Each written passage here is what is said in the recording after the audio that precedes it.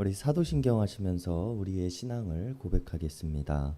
전능하사 천지를 만드신 하나님 아버지를 내가 믿사오며 그 외아들 우리 주 예수 그리스도를 믿사오니 이는 성령으로 잉태하사 동정녀 마리아에게 나시고 본디오 빌라도에게 고난을 받으사 십자가에 못 박혀 죽으시고 장사한 지 사흘 만에 죽은 자 가운데서 다시 살아나시며 하늘에 오르사 전능하신 하나님 우편에 앉아 계시다가 저리로서 산 자와 죽은 자를 심판하러 오시리라. 성령을 믿사오며 거룩한 공예와 성도가 서로 교통하는 것과 죄를 사하여 주시는 것과 몸이 다시 사는 것과 영원히 사는 것을 믿사옵나이다. 아멘. 우리 다 함께 찬송가 552장, 통합 찬송가 358장 부르시겠습니다. 찬송가 552장, 통합 찬송가 358장입니다. 아침 해가 돋을 때 만물 신선하여라. 나도 세상 지낼 때에 햇빛 되게 하소서. 주여 나를 도우사 세월호 송 안고서 어두운 세상 지낼 때 햇빛 되게 하소서. 새로 오는 광음을 보람 있게 보내고 주의 일을 행할 때에 햇빛 되게 하소서. 주여 나를 도우사 세월호 송 안고서 어두운 세상 지낼 때 햇빛 되게 하소서.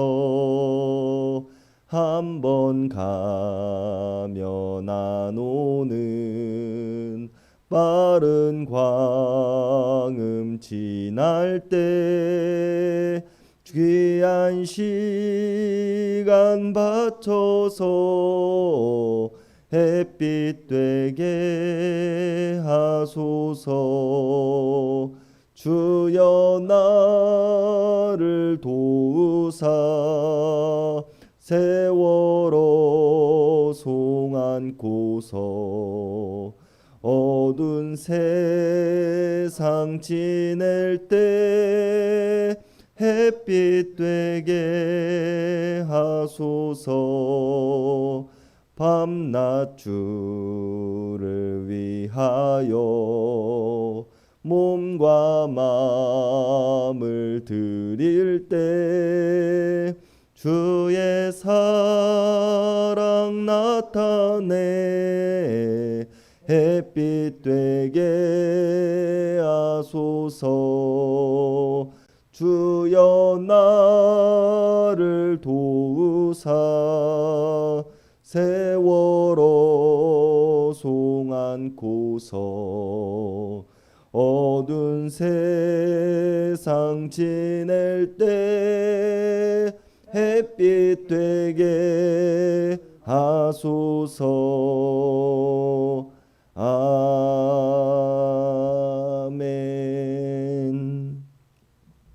오늘 우리에게 주시는 하나님의 말씀은 시편 11편 1절에서 7절까지의 말씀입니다. 시편 11편 1절에서 7절까지의 말씀입니다. 우리 한 절씩 교독하시겠습니다. 내가 여호와께 피하였거늘 너희가 내 영혼에게 새같이 내 산으로 도망가라 함은 어찌함인가.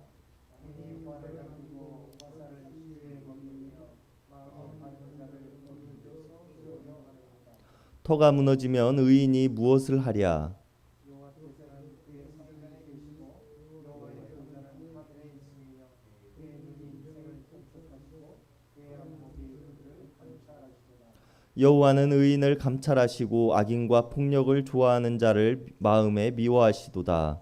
악인에게 공물을 감추시니 불과 용왕과 폭력한 사람이 그들의 잔에 소금이 되리로다. 다 같이 읽으시겠습니다. 여호와는 의로우사 의로운 일을 좋아하시나니 정직한 자는 그의 얼굴을 배우리이다. 아멘. 오늘 본문의 시작에서 시인은 내가 여호와께 피하였는데 너희는 나에게 새처럼 너의 산으로 도망가라 이야기를 한다고 이야기를 하면서 시작합니다. 시인의 고백을 듣고 있자면 이 시인이 어떠한 상황에 처했는지에 대해서 우리가 유추해 볼 수 있는데 어딘가로 피해야 하는 상황, 누군가로부터 쫓기고 있는 상황이라는 것을 우리는 알 수 있습니다. 시인에게 이야기를 하고 있는 사람이 새같이 내 산으로 도망가라 라고 비유하고 있는 것을 보면 시인의 모습은 사냥꾼에게 쫓기는 새와 같은 처지이며 단순히 도망하는 모습이 아니라 목숨을 부지하기 위한 생존의 문제로 쫓기고 있다는 것 또한 우리는 알 수 있는 대목입니다. 그리고 실제로 2절의 말씀을 보면 시인이 처한 상황이 묘사되어져 있습니다. 악인이 활을 당기고 화살을 시위에 먹였으며 어두운 데서 쏘려 한다라고 이야기를 하고 있는데요. 시인에게 활을 겨눈 악인들은 당장이라도 손을 놓기만 하면 화살이 활 시위를 떠나 목표물에 명중시킬 준비가 되어 있으며 그 목표물을 찾기 위해서라면 수단과 방법을 가리지 않고 무슨 일이 있어도 자신이 목적하는 바를 이루고자 함에 대해서 이야기를 하고 있습니다. 그리고 이렇게 악인들이 자신들이 하고 싶은 대로 악행을 행하며 살아갈 수 있었던 데에는 그럴 만한 이유가 있었습니다. 3절에서 이야기를 하고 있는 것과 같이 터가 무너졌으며 의인이 할 수 있는 것이 없는 세상이었기 때문입니다. 3절에서 이야기를 하고 있는 터는 히브리어로 사타라는 단어로 토대라는 의미를 가지고 있는 쉬트라는 단어에서 유래되어진 단어입니다. 그리고 이런 토대가 무너진 세상, 성경에서 이야기를 하고 있는 토대란 하나님의 뜻, 하나님의 말씀, 하나님의 의를 뜻하고 있으며 시인이 살아가던 세상은 하나님의 법과 정의와 도덕이 무너진 세상이었다는 것입니다. 그러나 이런 시대 속에서 오늘 시인은 자신을 죽이고자 하는 사람들이 언제 나타나 자신에게 활을 겨눌지도 모르는 상황에서 그다지 두려워하지 않는 모습인 것 같습니다. 내가 이미 여호와 하나님께로 피하였다고 이야기를 하고 있기 때문인데요. 이 말은 오늘 시인에게 새처럼 너의 산으로 피하라 라고 이야기를 하고 있는 사람들이 공간적인 의미로 어떠한 장소로 피하라고 이야기를 하고 있는 것처럼 여호와께로 피하였다는 말이 공간적인 의미를 가지고 있지는 않습니다.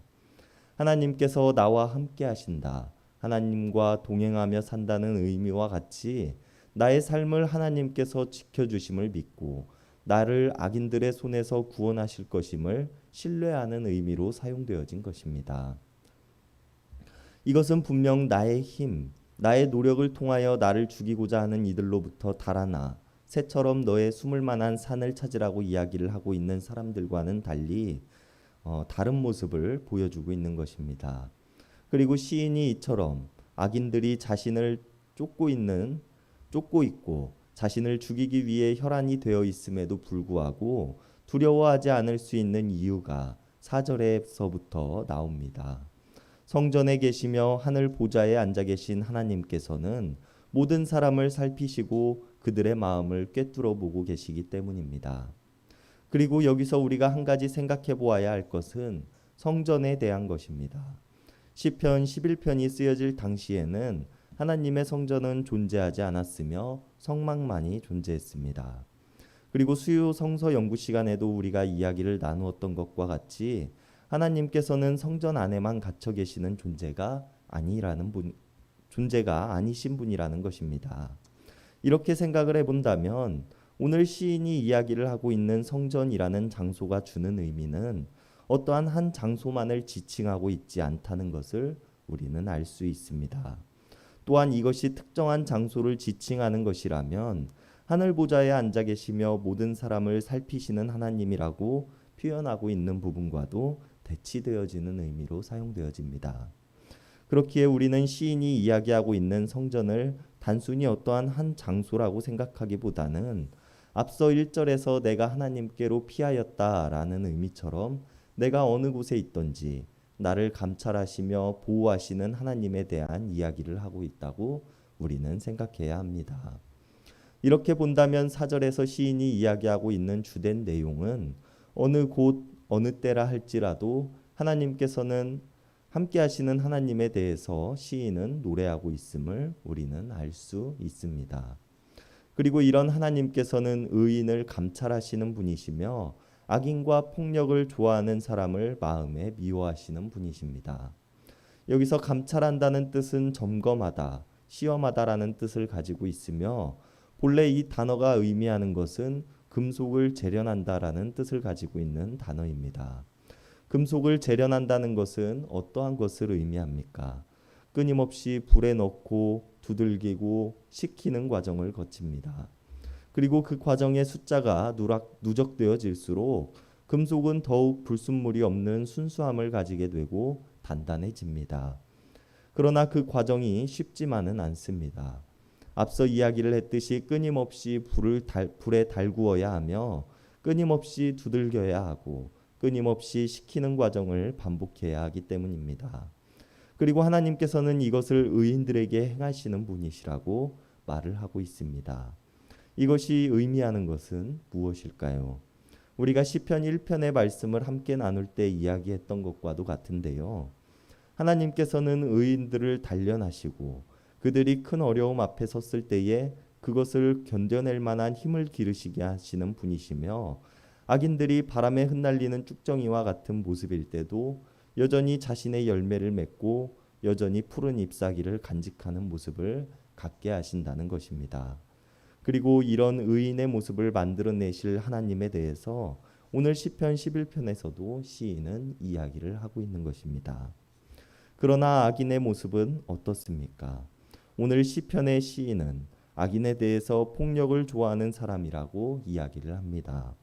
지금 시인을 죽이기 위해 활을 겨누고 시인을 찾기 위해 수단과 방법을 가리지 않는 이들을 시인은 악인이라고 표현하고 있는 것입니다. 그리고 이런 악인을 하나님께서는 미워하시며 그들에게 그물을 던지시고 불과 유황과 태우는 바람이 그들에게로 향하게 될 것이라고 이야기를 합니다. 1절에서 이야기를 하고 있듯이 자신을 구원해 내실 하나님에 대한 무한한 신뢰와 자신을 해치고자 하는 사람들에게 행하실 하나님의 심판을 확신하고 있는 모습을 보여주고 있는 것입니다. 그리고 이러한 확신을 가질 수 있음은 시편 11편의 시인이 확신하는 하나님은 정의로운 분이시며 정의로운 일을 좋아하시는 분이시기 때문입니다. 그리고 이처럼 하나님께서 좋아하시는 일을 하는 사람은 하나님의 얼굴을 뵙게 된다고 이야기를 합니다.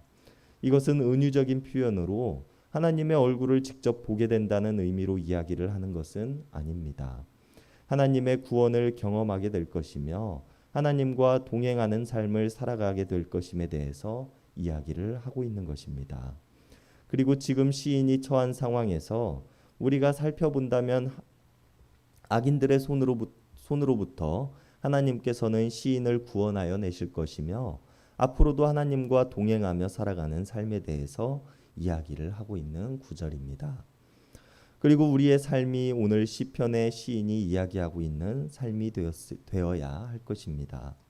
많은 사람들은 우리들의 어려움을 해결할 방도에 대해서 많은 이야기들을 합니다. 세상의 생각과 그들의 판단으로는 우리의 피할 곳을 제시해주고 그곳에 도달하면 우리가 승리하는 삶을 살아가게 될 것이라고 이야기를 합니다. 그러나 우리가 그것들보다 먼저 의지해야 하는 것은 하나님께로 피하는 삶이 되어야 할 것입니다. 지금까지 나를 인도해 내신 분도 하나님이시며 앞으로도 여전히 함께 하시며 우리의 삶을 구원해 내실 분이시고 우리의 인생을 인도해 내실 분이시기 때문입니다. 우리가 오늘 이 말씀을 기억하면서 오늘 시편의 시인과 같이 어려움과 고난 가운데서도 나의 삶을 구원해내실 하나님에 대한 확신과 확신을 가지고 오늘 하루를 살아갈 수 있기를 바랍니다. 기도하시겠습니다. 하나님, 우리의 삶이 사방이 막힌 것처럼 보이고 빠져나갈 길은 보이지 않으며 우리의 대적들이 나를 해치기 위해 다가오는 것처럼 보임에도 불구하고 여전히 나를 지키시고 보호하시며 인도하심에 감사를 드립니다. 우리가 다른 것들을 의지함이 아니라 악인을 미워하시며 그들의 손으로부터 우리들을 구원해내실 하나님을 의지하며 살아가게 하여 주시옵소서. 지금 나의 삶이 어렵고 힘들지만 우리를 단련하고 연단하시는 하나님이심을 우리가 믿으며 나아가게 하시고 연단을 통하여 결국 우리가 정의로운 하나님을 통하여 승리하게 하여 주시옵소서. 여전히 우리를 높은 보좌 위에서 쉬지 않고 바라보시며 악인들의 손에서 구원해내실 하나님이심을 내가 믿습니다. 사랑의 예수님의 이름 받들어 간절히 기도드렸습니다. 아멘. 이 시간 우리가 우리 개인을 위한 기도, 이웃을 위한 기도, 교회를 위한 기도, 세상을 위한 기도하는 시간 갖도록 하겠습니다.